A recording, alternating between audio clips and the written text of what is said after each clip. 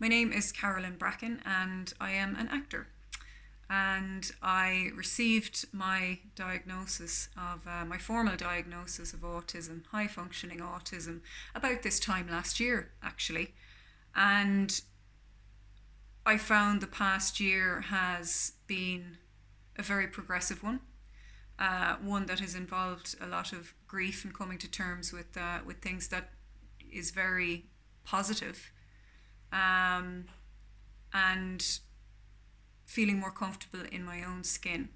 So, having got the diagnosis, I don't regret it, and I have not regretted it a single minute since I received it.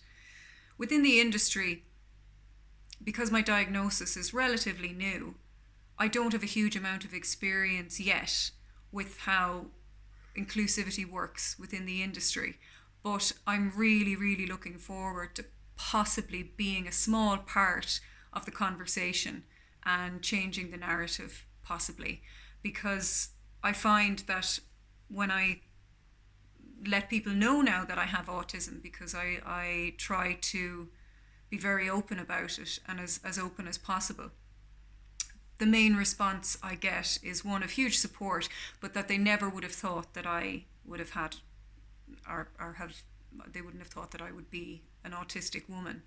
And I think, what might need to change and what I'd love to be part of is changing that narrative, because I think, and it's through, no fault of any individual, the more commonly known symptoms are young male symptoms. And I think we need to begin a bit more education on autism in young girls and females. And I hope that my diagnosis and my comfort in speaking about it will be a small part in that conversation and changing the narrative a bit within the industry and outside of it. My poem. I reached out to As I Am and their youth ambassador, Ben Rowsome, is a young man with autism, and he's studying physics in Trinity. He's the youth ambassador for As I Am, and he dabbles in a little bit of poetry on the side. So he's a very good example of what the autistic comedian Hannah Gatsby says, that autism is not a prison, autism is a prism. And I think that Ben Rowsome is a perfect example of that. And he has very, very kindly given me a poem to read to you guys. So enjoy it. And yeah, it is called My Heart's in Glenmalure by Ben Rowsome. The sky is silent. Below, the sounds of water. Birds skim the eastern river with the exactness of dragonflies.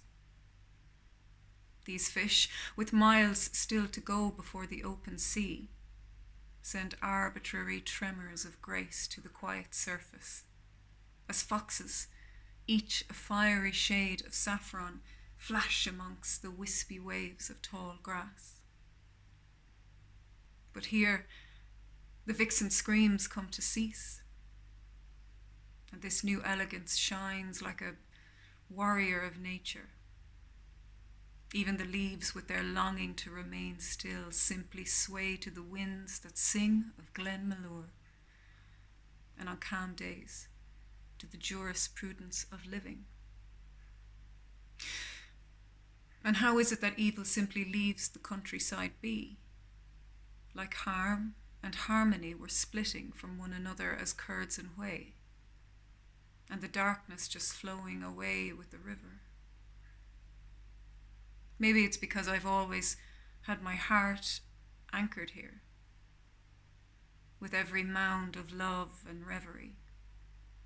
Either way, I have found peace here, untouched and golden, like a long-lost empire.